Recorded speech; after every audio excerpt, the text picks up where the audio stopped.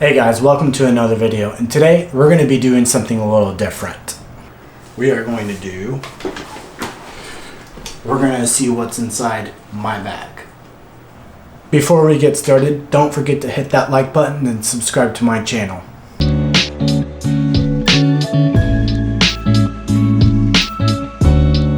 So first thing that we got here is our tripod.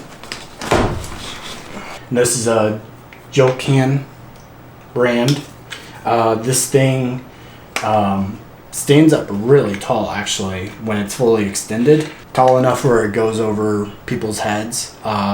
So I use this for my camera in the back during ceremonies and receptions and even concerts too, where it kind of stands up above people's heads and I don't get somebody's head blocking the view of, you know, the groom's reaction to the bride walking down the aisle or something, and stuff like that, which is really nice. So this back part opens up, and then we got a little pouch here. Undo this. This has my gimbal that I use for my main camera, and this thing just screws on. This is the Zhiyun Crane Plus. I've had this for a few years now, and it's always served me well. This is where this camera would be with my Sony A7 Mark II with the zoom lens already attached, the 28-70. That would go here. So here we got McKinnon lens, the 50mm prime 1.4 f-stop, a Canon lens that I actually have an adapter for, which actually goes onto my Sony's, and normally I use this with these macro attachments. You see? And I usually use these for like small details like jewelry, wedding wings, or earrings. Any fine detail that I want to get up real nice and close and get a very detailed shot. This is what I would use. And then we got telephoto lens, 75-300mm. Again, this is from a Canon brand. Now don't get confused because I do use Sony cameras, but before I used Sony cameras, I was all Canon. Just Canon all the way. Wouldn't try any other camera. I loved Canon. But then one day I tried a Sony. It was all over after that. It was Sony all the way. So I'm still getting new lenses for my Sony cameras, slowly but surely, switching some of them out. I think one of my next purchases is going to be a Sony Telephoto lens, one that's really good in low lighting. And this, however, isn't, because it's a 5.6 f-stop. So, yeah. And here we have the Dji Mavic Pro.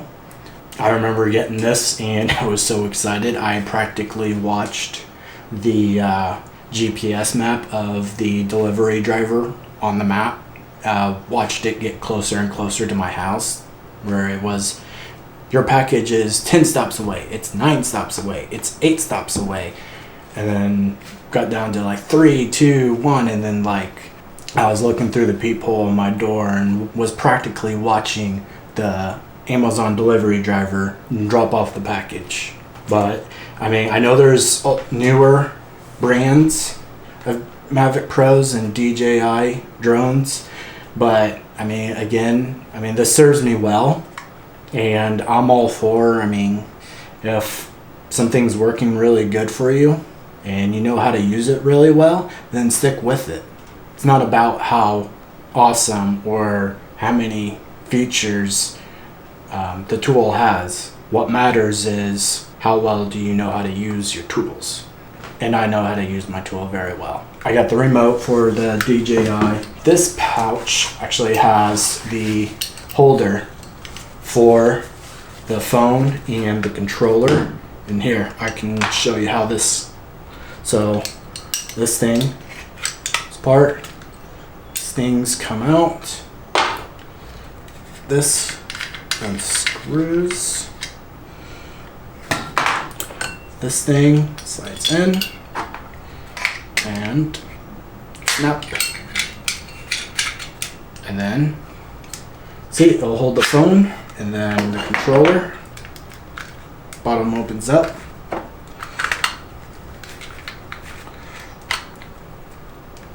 And then, there you go. And then, here is my backup camera.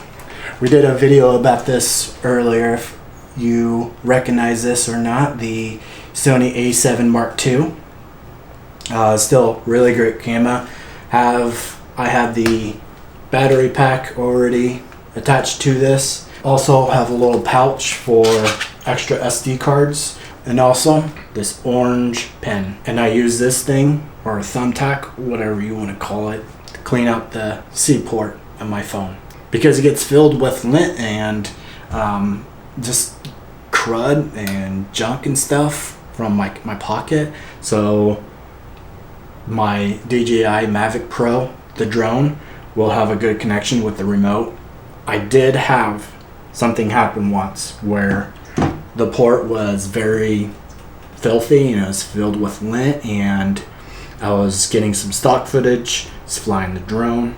The drone was over a spillway and totally lost connection, lost everything from the drone. I could not control the drone.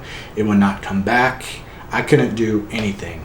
And it was just hovering just a few feet above the spillway, and the battery was running low and it was starting to beep at me. I did eventually get some connection to it after wiggling around and unplugging, plugging back in, and turning off the remote and turning it back on. And eventually I was able to get it closer to me to where I can reach it without falling in a spillway and drowning. I was able to grab the drone, pull it down a little bit, and I just pulled out the battery, because I couldn't make it stop, and I don't want it to be taken off and doing something else, like finding like a random home point that it was previously at once or something. I didn't want to take that chance, so just pulled the battery out. I don't recommend doing that unless it's an absolute emergency, but that's what I had to do. Desperate times calls for desperate measures. Okay, so we're done with this front pocket, and this actually has all the documents and insurance information, everything about my drone.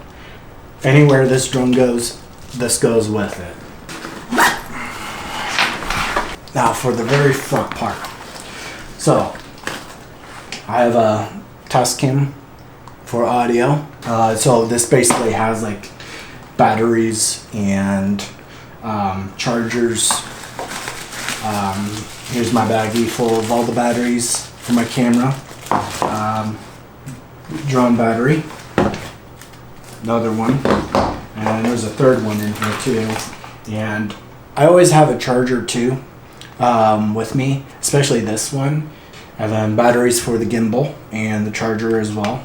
And here we have ND filters for the drone. This thing, you won't believe what this is for. This is to actually hold wedding dresses. There is actually two of these. These were actually designed to hold up wedding dresses. So if you want to hang up a wedding dress off of like a tree branch that goes over a trail or something, you can do that as long as the dress is not hanging and dragging on to like the ground or something like that. I do recommend also getting like a step stool, which can help get these hung up. And I got one extra bulb, so I can quickly, if I notice there's something on the lens, I can just done, you know, because before any shoot that I do, I get my lenses and my cameras, and I just do a quick spray onto the lenses and in the camera, the sensor, just to make sure there's no little fuzzies, because again, nothing pisses you off even more when you get home from a shoot and you realize that there's a little fuzzy on every single clip. But anyways, that's it for me. That's everything that I carry in this bag. It can be a little bit of weight, but you know what? Tough it up. So I hope you guys enjoyed this video. Don't forget to hit that like button and subscribe to my channel. And I'll see you guys at the next video.